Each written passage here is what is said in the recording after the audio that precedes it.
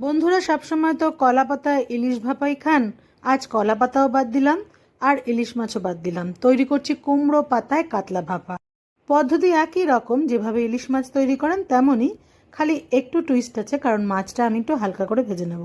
আর ইলিশ মাছ তো ভাজবার প্রয়োজন পড়ে না, কাঁচাই রান্না করা যায়। তো কি কি নিয়েছি দেখে নিই।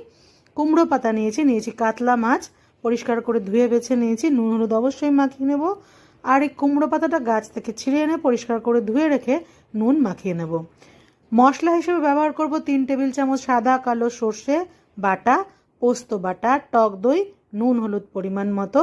আর সর্ষে বাটার সময় আমি অবশ্যই কাঁচা লঙ্কা বেটে নিয়েছিলাম একসাথেই। এখন ভালোভাবে ম্যারিনেট করব।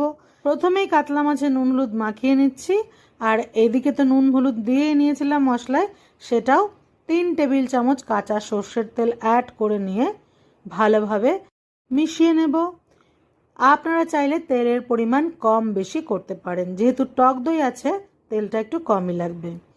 যেহেতু 4টে মাছ, আমি 3 টেবিল চামচ তেল ব্যবহার করেছি।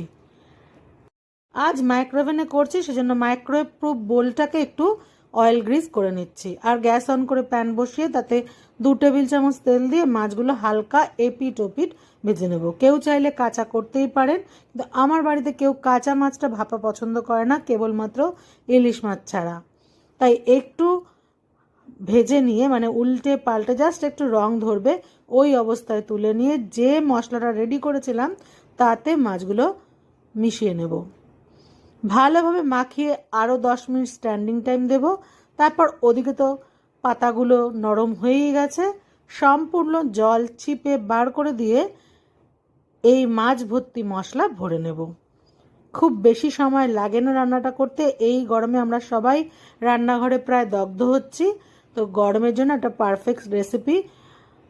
আমি পাতায় ভরে নিয়েছি, এবার চারপাশ মুড়ে নেব। ওপর থেকে অবশ্যই একটা করে কাঁচা লঙ্কা অ্যাড করে দেবেন যদি ইচ্ছে হয়।